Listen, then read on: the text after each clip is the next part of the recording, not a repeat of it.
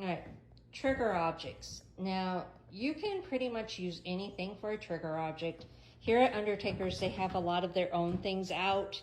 Liquor, playing cards. They have this bar with all kinds of bottles, stuff that they found in the ground. They have this little teddy bear and ball. Now, the only thing we do have that kind of is easy for us to tell if they're interacting with is this lovely ball. You're gonna see my lovely foot here. That lights up.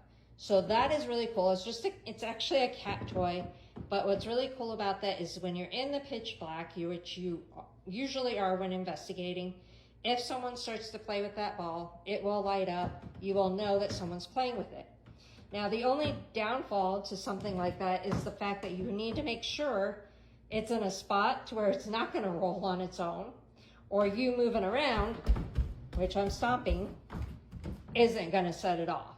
So that's one of those objects that you wanna put it down and test it out to make sure it's not gonna roll around, it's not gonna go off because you walk by it, etc. But trigger objects, usually if it's not something like this ball that goes off by itself, you're gonna wanna put equipment next to.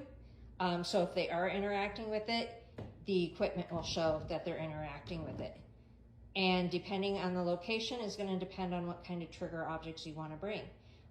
Here they have a little bit of everything because of the fact that, well, it's the Wild West. You never know if, people are going to be drinking, smoking, there's also kids here. So there's a little bit of everything. But if you go to a certain location to where it was, all kids, you're going to want all toys.